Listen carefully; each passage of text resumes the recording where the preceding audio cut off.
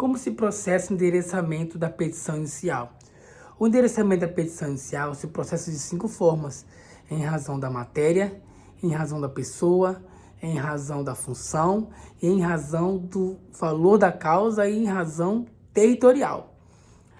Vale lembrar que esses 5 critérios também é necessário, ou melhor dizendo, se encaixa perfeitamente as 5 justiças que nós temos aqui no Brasil, que é as 3 justiças especializadas, quais sejam militar, eleitoral e trabalhista, e 2 justiças também chamadas de justiça comum, que é a justiça federal e a estadual, que também, essas 2 últimas, podem ser chamadas de subsidiárias.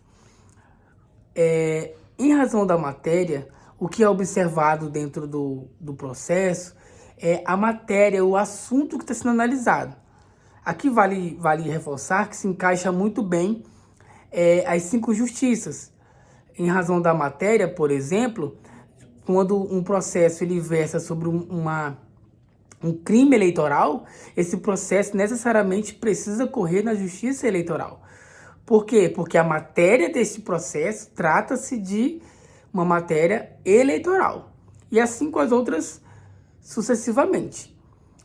A competência absoluta, por exemplo, ela está muito ligada, intrínseca, os 3 primeiros critérios, que é em razão da matéria, em razão da pessoa.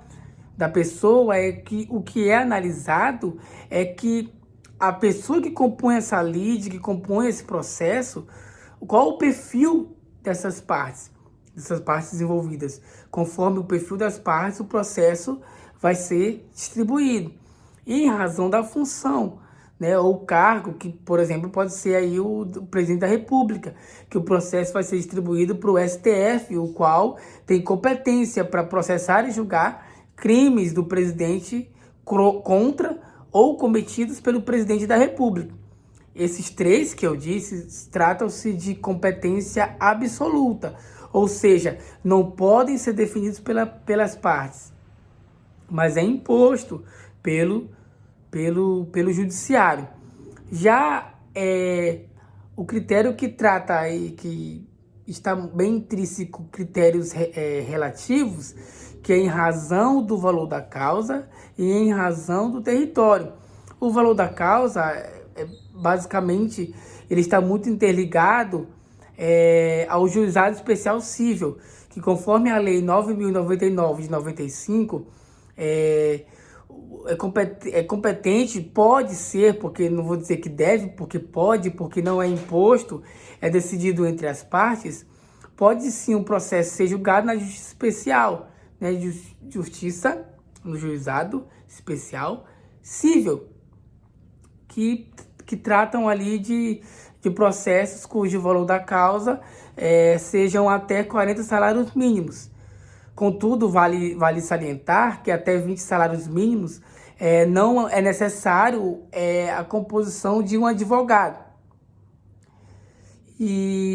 Só que também pode ser aí absoluto, né? Absoluto que vamos supor que a pessoa entrou com uma causa ali, que é até 40 salários mínimos, né? Na petição inicial, o cálculo é esse, até 40 salários mínimos.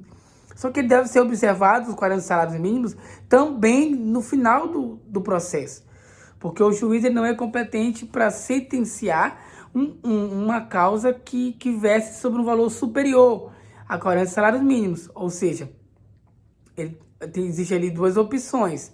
Ou o processo vai ser extinto e o autor vai pegar esse processo, essa declaração de trânsito julgado e vai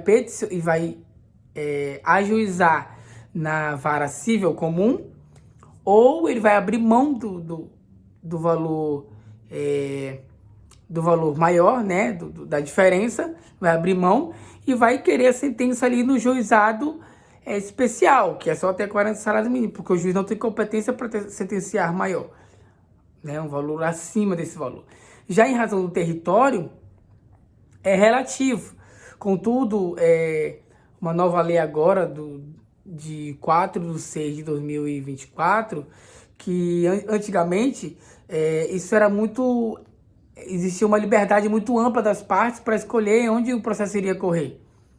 Contudo, com essa lei, só pode ser o processo só pode correr na localidade onde que seja um fórum escolhido em contrato ou tenha a ver com algum dos domicílios das partes. Fora isso, não é mais permitido que um processo que verse sobre algo aqui, vamos supor que na minha cidade, em Porto Velho, que o processo vai tramitar lá em Belo Horizonte. Isso não pode mais, precisa ter a ver ou com o fórum que foi eleito ou com o domicílio de alguma das partes.